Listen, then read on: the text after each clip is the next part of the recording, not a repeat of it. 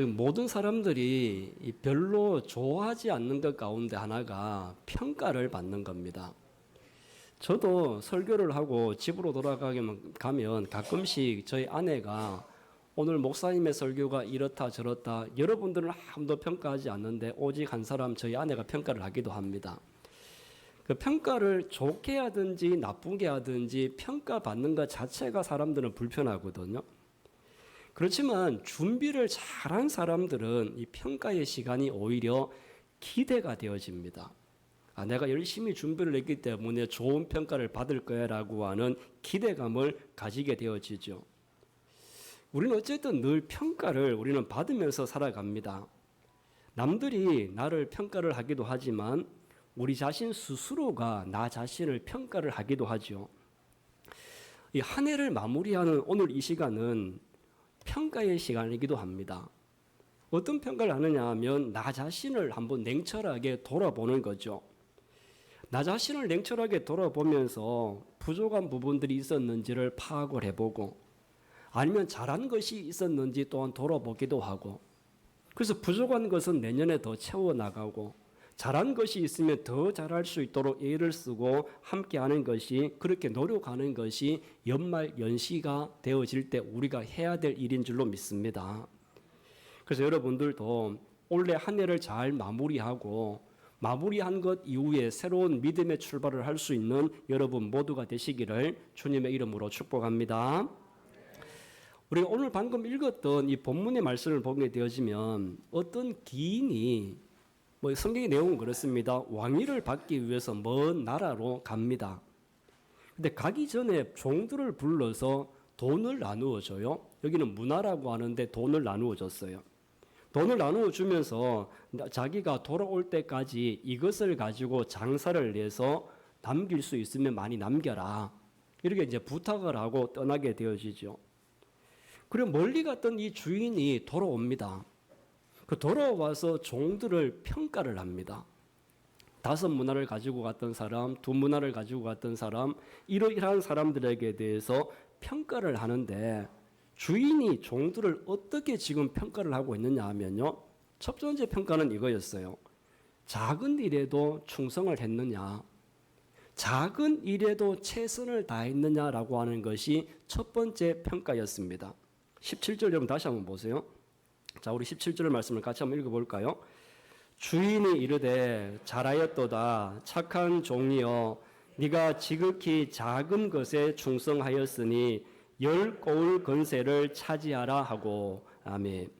자, 잘했다, 착한 종이다라고 칭찬받는 이유가 뭡니까? 지극히 작은 것에 네가 충성을 했다. 지극히 작은 것이라고 해서 소홀히 하지 않고 거기에 충성을 다했다라고 칭찬을 하고 평가를 하는 겁니다. 여러분, 작은 일에 소홀히 하지 않는 사람이 진짜 충성스러운 일꾼인 줄로 믿습니다. 지금 내가 가지고 있는 것, 내가 할 수 있는 것이 생각해보면 너무 하찮은 것이라 할지라도, 그러나 하찮은 것이라 할지라도 최선을 다하는 마음, 남들이 아무도 알아주지 않는 너무 보잘것없는 일이라 할지라도 거기에 최선을 다할 수 있는 마음이 하나님이 기뻐하는 마음이고, 또 하나님이 평가하는 평가의 기준이 되어진다는 것입니다. 원래 그렇게 생각하잖아요. 큰 저수지가 터진다라고 생각해보면 갑자기 터지는 게 아니지 않습니까? 작은 구멍에 물이 졸졸 셀 때 그 작은 구멍을 막지 못하게 되어지면 큰 저수지가 터지는 겁니다. 이렇게 작은 것이라고 해서 소홀히 하게 되어지면 큰 코 다치는 경우가 있다라는 것이죠. 큰 일이나 중요한 일을, 큰 일이나 작은 일이나 모든 것이 다 중요하고 귀하다라고 하는 이러한 마음을 가지고 우리에게 주어진 사명을 감당을 해야 될 것입니다. 그런데 작은 일까지도 우리가 정말 귀하게 여기고 충성을 다하면 오늘 여기에 나오는 착하고 충성된 종이처럼 칭찬받는 일꾼들이 되어질 겁니다. 여러분, 오늘 이제 한 해를 마무리하면서 우리 여러분 스스로에게 한번 질문을 한번 해보십시오. 나는 작은 일이라고 소홀히 한 적은 없었나? 남들이 뭔가 알아주면 열심히 하지만 남들이 알아주지 않는 작은 일이라고 하면 그냥 대충대충 넘어가고 소홀히 하지는 않았나? 이렇게 혹시라도 우리가 소홀히 한 부분이 있었다고 한다면요, 새로운 해가 되어졌을 때에는 이제는 나도 작은 것이라도 소홀히 하지 않는, 작은 것에 대해서도 최선을 다할 수 있는 삶을 살아가야 되겠다. 이렇게 다짐하고 이렇게 우리 자신을 돌아보는 여러분 모두가 되어지기를 간절히 바랍니다. 그 다음에 두 번째로 주인이 평가하는 것은 뭐냐 하면 최선을 다했는가라고 하는 것을 평가합니다. 얼마나 최선을 다했느냐. 20절 여러분 다시 한번 보십시오. 20절을 같이 한번 읽어봅니다. 또 한 사람이 와서 이르되 주인이여 보소서 당신의 한 문화가 여기 있나이다. 내가 수건으로 쌓아 두었나이다. 자, 여러분 이 사람은 받은 문화를 가지고 아무것도 하지 않았습니다. 최선을 다하지를 않았다는 겁니다. 주인은 얼마를 남겼느냐? 얼마를 남겼느냐? 그 남긴 것을 주인이 따진 것이 아니었거든요. 그 주인이 묻는 것은 뭐냐 하면 수건으로 싸두고 아무것도 하지 않은 것. 그래 아무것도 하지 않았다라고 하는 것은 최선을 다하지를 못했다는 것 아니겠습니까? 그렇기 때문에 이 종은 최선을 다하지 못한 악한 종이라고 평가를 받는 겁니다. 여러분, 하나님께서 원하시는 것은요, 최고를 원하시는 것이 아닙니다. 여러분 모두가 최고 되기를 바라시는 것이 아니라 여러분 모두가 최선을 다하는 삶을 하나님은 원하고 계신 줄로 믿습니다. 우리는 다들 최고가 되고 싶어 하지 않습니까? 다들 최고가 되고 싶어 하지만 그러나 하나님이 원하는 것은 여러분들이 최고가 되는 것을 원하는 것이 아니라 여러분의 주어진 삶의 환경 속에서 최선을 다하는 것을 하나님은 원하고 계시고 또 여러분을 그렇게 바라고 계신 줄로 믿으시기를 바랍니다. 신앙은 최고가 아니라 여러분 최선입니다. 최선을 다하는 사람은 하나님의 복을 받을 수 있는 자격이 있는 사람입니다. 근데 사람들은 항상 어떤 최고냐 최저냐라고 하는 결과를 굉장히 중요시하지 않습니까? 결과물을 내놓기를 원해요, 다들. 그러나 하나님은 우리를 보고 결과물만 이야기하는 것이 아니라 그 과정 속에서 우리가 어떤 과정을 거쳐서 살아왔느냐, 그것을 더 중요하게 생각하시고 그 과정을 더 살펴보시는 분이 하나님이신 줄로 믿습니다. 양화진 묘지 여러분 잘 아시죠? 우리도 몇 번 가봤는데 양화진 묘지에 가면 여기에 남편이 묻혀 있고 그리고 여기에 4살 된 딸이 같이 묻혀 있고 그리고 남편의 아내가 묻혀 있고 아들 부부가 함께 합장되어져 있는 묘지가 있습니다. 양화진에 가면 우리 몇 번 가봐서 아마 여러분도 보셨을 텐데 저런 묘지가 있어요. 이 가족들에 대해서 잠깐 제가 이야기를 하려고 하는데요. 이 가족의 묘가 어떤 누구의 묘냐 하면 셔우드 홀이라고 하는 여기 아들의 부부 그리고 어머니가 부부가 여기에 묻혀져 있고 셔우드 홀의 여동생 4살 살고 죽었던 그 여동생이 함께 묻혀져 있는 묘지가 저 묘지입니다. 그 첫 번째로 저기에 묻혔던 사람이 누구냐 하면 제임스 홀이라고 하는 선교사님이세요.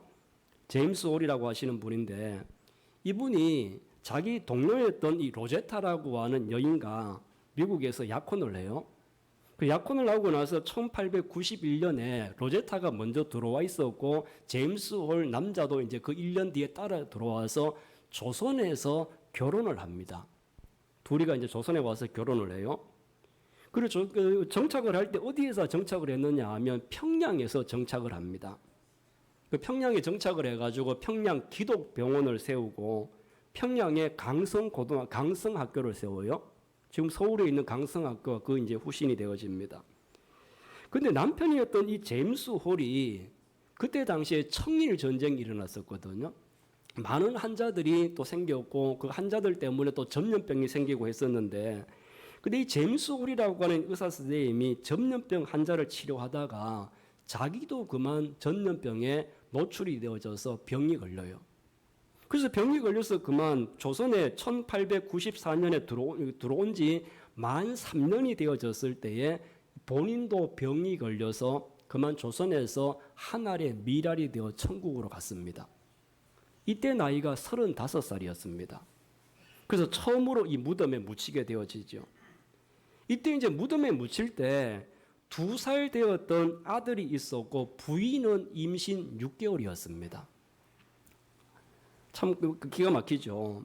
어머니가 아무리 여러분 강하다 할지라도요, 결혼한 지 3년 만에 남편을 잃어버렸습니다. 첫째는 1살이고 둘째는 지금 임신 7개월입니다. 나이는 30살입니다. 지금 자기가 아버지, 어머니, 친정 아버지, 어머니가 있는 것도 아니고 아무도 보살펴 줄 수 없는 머나먼 타국에서 이런 일을 당했어요. 여러분, 이 로제타 선교사의 심정이 어땠을까요? 지금 남편을 지금 이렇게 보내고 뱃속에는 아기가 있고 2살 된 갓난아이가 있는데 마음의 상심이 얼마나 컸겠습니까? 근데 부인이었던 이 로제타 선교사는 지금 이 상황들의 마음들을 좀 추스리고 다시 좀 힘을 얻기 위해서 미국으로 돌아옵니다. 미국에 돌아와서 어디를 찾아가느냐 하면 남편이 다녔던 교회, 그리고 자기를 파송해 주었고 남편이 다녔던 그 교회를 아들을 안고 임신한 몸으로 그 교회를 찾아가지요. 교인들이 보니까 기가 막히죠.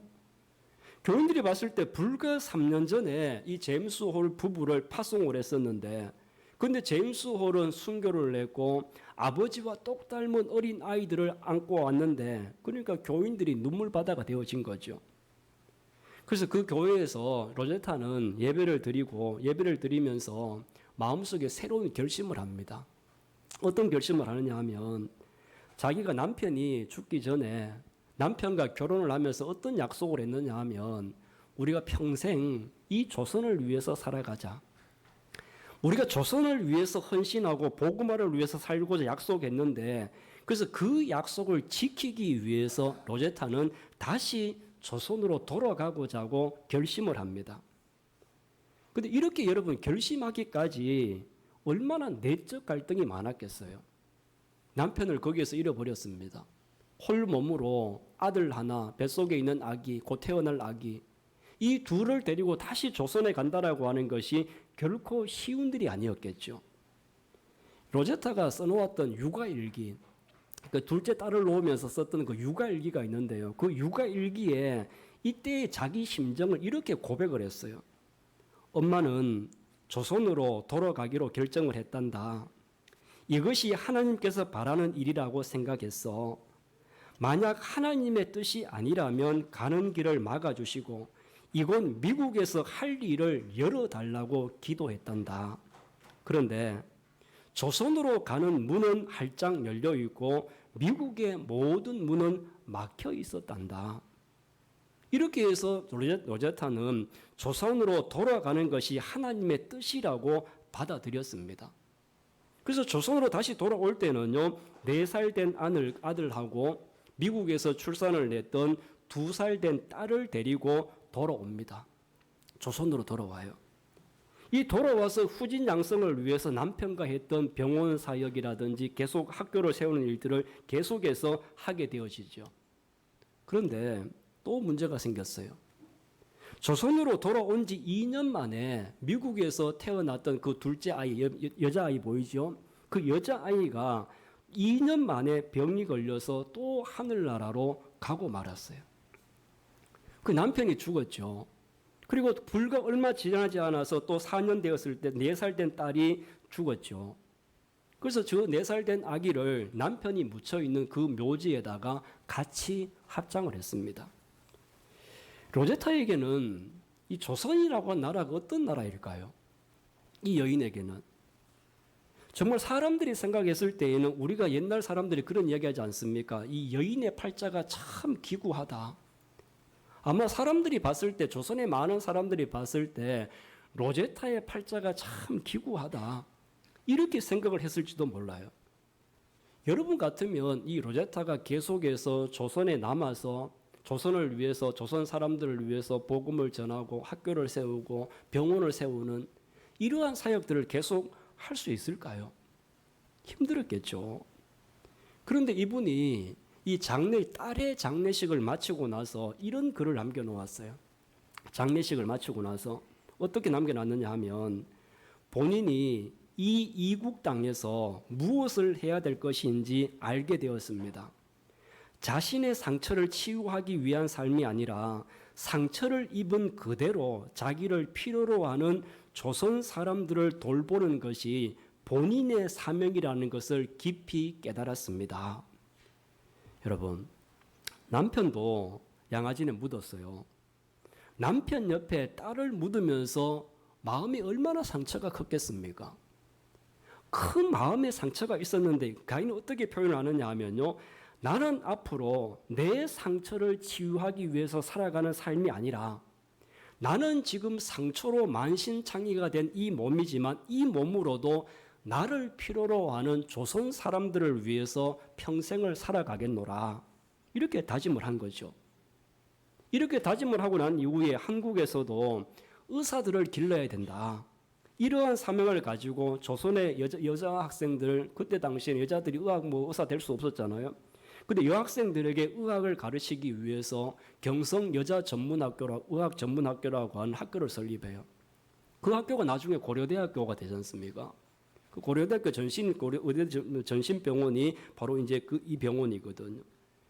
그래서 로제타는 44년 동안 그 이후에도 계속해서 조선에서 복음을 전하다가 그리고 이제 돌아가시거든요. 돌아가시기 전에 유언을 남겨요. 어떤 유언을 남기느냐 하면, 내가 죽거든 남편이 묻혀 있고 내 사랑하는 딸이 묻혀져 있는 그 양아진에다가 자기를 묻어달라고 유언을 합니다. 그래서 그 유언을 따라서 남편이 묻혀 있고 4살 된 딸이 묻혀 있었던 그 무덤에 다시 로제타도 합장을 하게 되어지죠. 3명이 이제 합장하게 되었어요. 아까 로제타에게는 저희 아들 하나가 있었지 않습니까?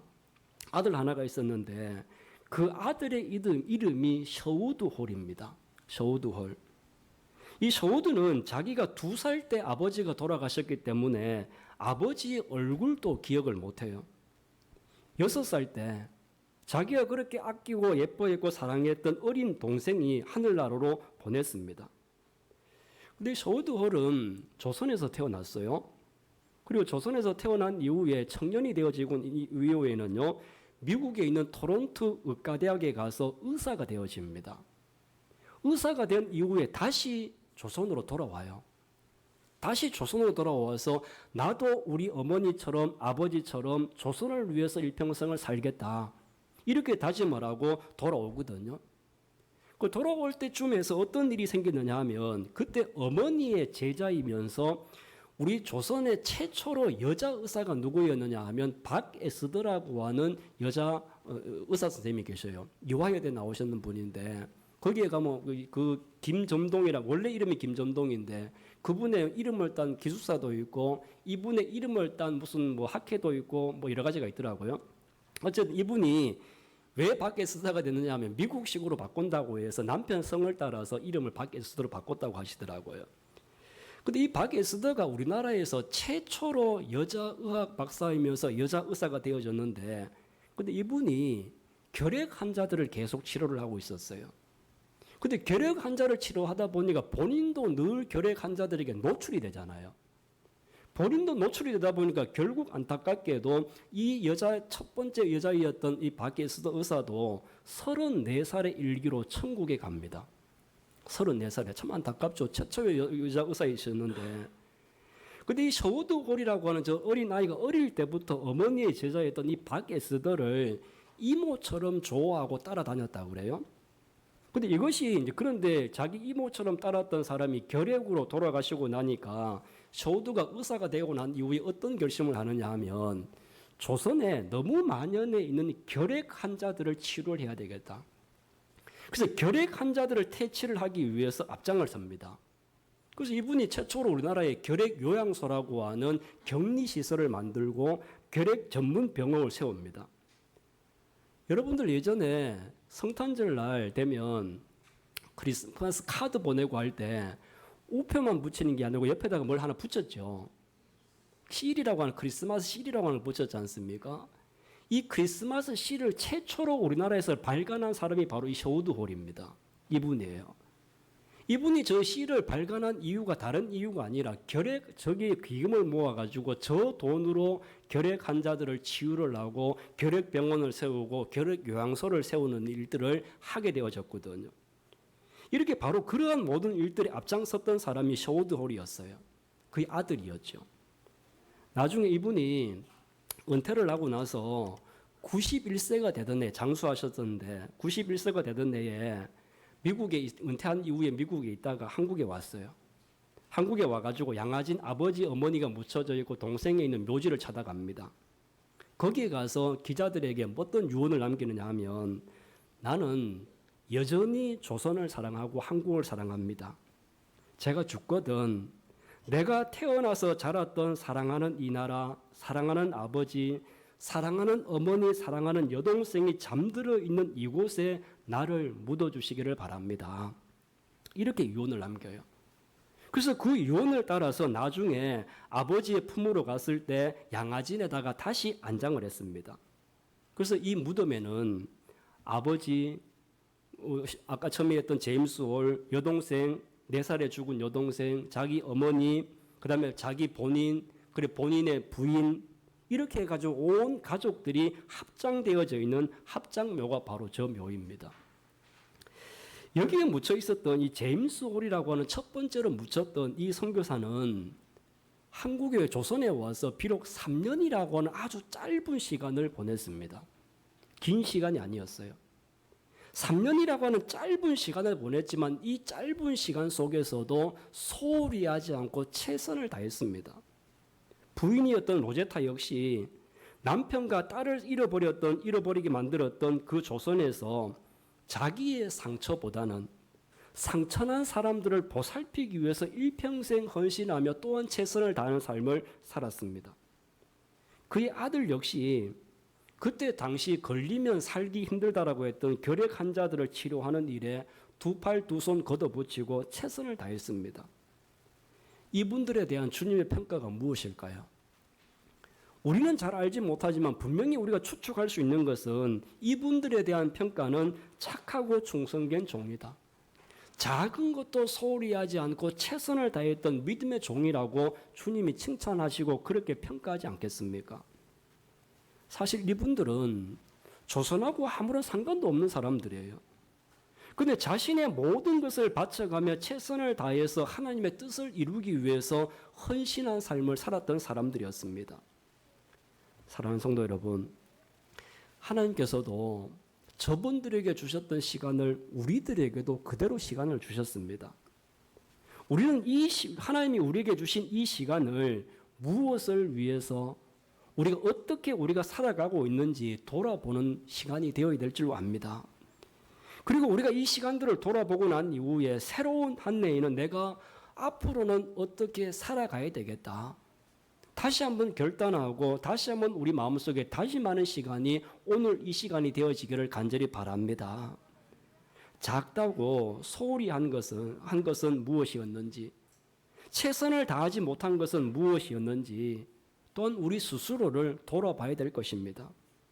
여러분, 평가하는 시간은 끝을 내는 시간이 아닙니다. 평가하는 시간은 끝을 내는 시간이 아니라 새로운 시작을 위한 또 하나의 준비 단계가 아니겠습니까? 이제 지난 한 해를 잘 우리가 평가해 보시고 부족한 것은 기억하셨다가 내년에는 부족한 것을 채워나가는 여러분들이 되시기를 바랍니다. 그래서 1년 이후에 이 시간이 되어졌을 때에는 작은 일에도 소홀히 하지 않았다고 최선을 다했다고 우리 스스로를 평가하고 또 주님께서도 충성스럽고 착한 종이라고 평가를 받을 수 있는 여러분 모두가 되어지기를 주님의 이름으로 축원합니다.